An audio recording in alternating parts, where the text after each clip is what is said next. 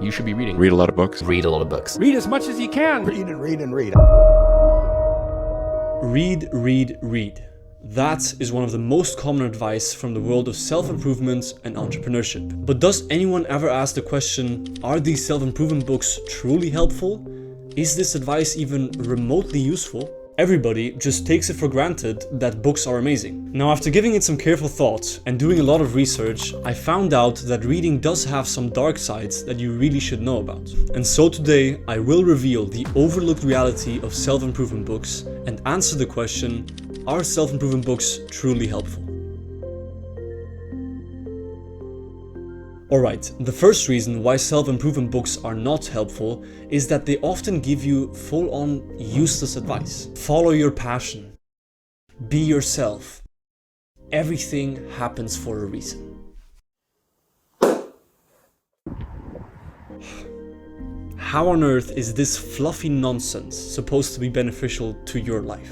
Similarly, some self-improvement books also just state the obvious. Delaying a task causes unnecessary stress and poor outcomes. And you're just sitting there like, no shit, Sherlock, that is literally what I'm trying to fix. Now personally, I have also noticed that often when I talk about the concept of a self-improvement book, people tell me, good job man, you spent hours reading that book to understand that. And this is actually another downside of these books. You spend hours reading them, and for what? Couldn't you just have watched a 10-minute summary on YouTube and then use the rest of your time doing something actually productive? Seems like a better time investment to me. Also, many of the self-improvement books that everybody recommends are old and outdated. And if they're not, they will mislead you because they are certainly biased by the opinions of the author. Anyways, let's imagine you do find some valuable, up-to-date and unbiased information. If you keep on religiously reading these books, you will get addicted to the false feeling that you are hustling and being productive. Then you'll keep on reading, and you will overload your brain with information on which you never act out on. You won't make any progress, but you will believe the opposite. And that is very dangerous. So just stop reading these books. Whoa. Wait for a second. Don't click off yet. Maybe we're not seeing the full picture here.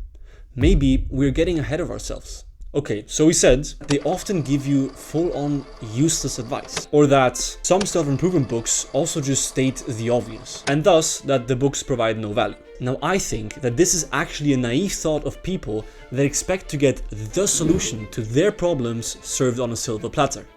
Because the way you get value out of self-improvement books is actually the exact opposite. The value mostly doesn't lie in the words and sentences that you read, but rather in actively applying the concepts and ideas that you learn about. So even if you are already aware of a concept or it's just obvious, you still need to apply that knowledge. And does everybody do that?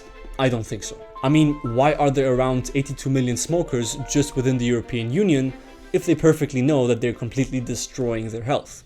Okay, let's address the next issue. You spend hours reading them, and for what? And I'm not gonna lie to you, learning by reading is a slow process.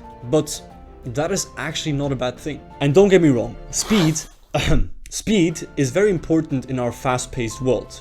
However, when it comes to reading, just because your information intake is slower, you let the topic marinate in your mind. By reading a book over 2 weeks, you give your brain time to add the new information into your existing thought patterns, which leads to deeper understanding. But you also give your brain time to critically analyze the information you take in. And this leads me to the skill that can solve all the issues we haven't solved yet. The issues that these books are certainly biased, old and outdated. And that you will get addicted and you will overload your brain with information on which you never act out on. You can solve all this with critical thinking. With critical thinking, you actively analyze and evaluate the information you gather, and you make reasoned judgments that are logical and well thought out. So if you read a book that is old or biased, and technically everything is biased, you won't be wrongly influenced as long as you question the ideas and concepts that are presented to you. Think about what you read. Is it logical? Is it coherent? And is there evidence to support that claim? Well, fuck that book then. But also remember, this is equally important for newer self-improvement books. You generally shouldn't accept or support an idea just because author or YouTuber XYZ said so. You should filter out the important information and create your own opinion. And guess what?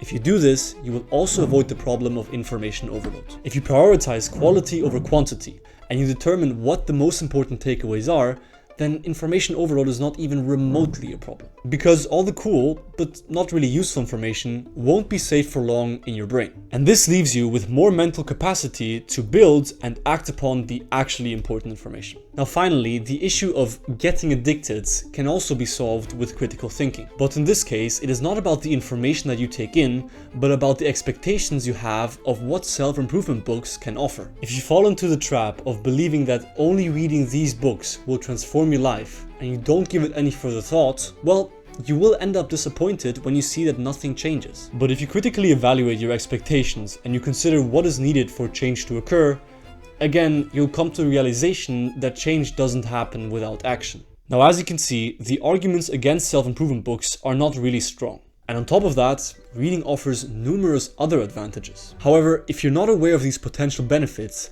you might actually not fully experience them. So here are the 3 main benefits of reading self-improvement books. The first benefit is that you improve your language proficiency. By reading, you learn new vocabulary, and through that, you're able to express yourself better and you improve your overall comprehension. This also includes being able to read between the lines, which actually helps you expand your knowledge. And that is the second main benefit. With these books, you learn a lot, but you also become aware of more things. And this helps you understand humans, businesses, opinions, and the world as a whole way better. Now, self-improvement books are actually great to expand your knowledge, because if you think about it, they are written by experts that are specialized on that topic. Their books are a craft that they have worked on for many years or even their entire lives. So you can understand in a matter of hours something that took the authors a lifetime to learn. And if that is not efficiency, I really don't know what is. And let me tell you this, there is so much to understand in our world.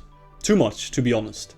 But aren't you eager to understand as much as you possibly can? You have the possibility to read into some topics, and who knows, something might catch your attention and become the solution to a problem, a new hobby, or even a new career path. Lastly, another benefit is that you not only become more interesting, but also more helpful. For me, this has become clear in the past months where friends of mine have asked me on advice on studying or on productivity. And I told them the things I do, but I was also able to explain to them the concepts from the self-improvement books that I read that helped them find their own solutions. So here is what you should remember.